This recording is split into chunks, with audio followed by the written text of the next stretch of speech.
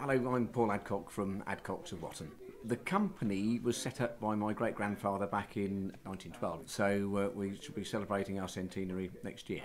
We can't certainly let a historic event like that go without really letting people know that we've been on the high street for 100 years. The business has, needless to say, seen vast changes over the years. The company was originally with a great-grandfather who was a watchmaker and jeweller, but they also diversified even back then to doing sportswear and sports equipment and household items and that kind of thing. But his trade was jeweller and watchmaker. Every now and again people will come in the shop with a very old pocket watch, and occasionally you'll see grandfather clocks come up for auction with the Adcock name on it. The basic fabric of the high street is still fairly intact, I think. Watton still has albeit fewer, but a reasonable number of family businesses and owner-occupier businesses, and that, from a consumer's point of view, is always a good thing because the level of care and service is always that much better, and Watton certainly is, to a degree, individual. There is still a significant number of customers who still appreciate the level of service, the trust that they have from dealing with somebody whom they know, and the after-sales service. And there's still belief from the figures that the majority of business is still done on a face-to-face basis, but nevertheless, the internet is certainly a force to be reckoned with, as is, of course, the competition from major other multiples from further around. So in our trade, the electrical business as such, it always has been very, very competitive as such, but none more so than at the moment. For the independent businesses like ours, it is where we differ from the multiples in that we care. That's the bottom line.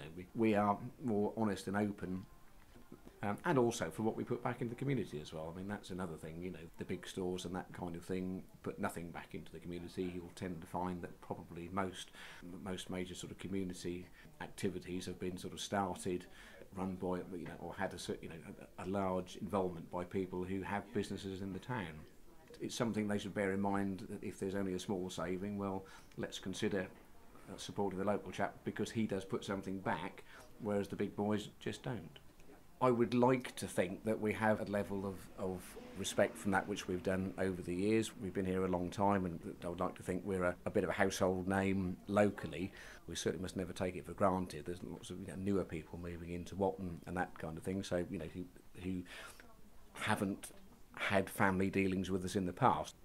I mean, I enjoy the selling. I mean, I enjoy the interaction with people. I spend far too much time on the shop floor, and I think that's what people like, to be able to deal with a chap whose name is above the door. You have to make yourself available, and I think the day you shut yourself away is people sort of stop coming through the door.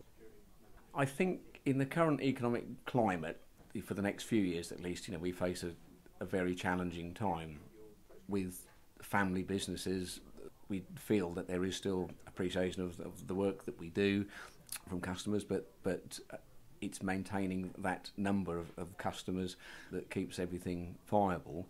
So, whilst we have that flexibility to change with conditions, at the end of the day it's pound notes that make the difference, and if they aren't coming through the front door, then everybody is having a harder time.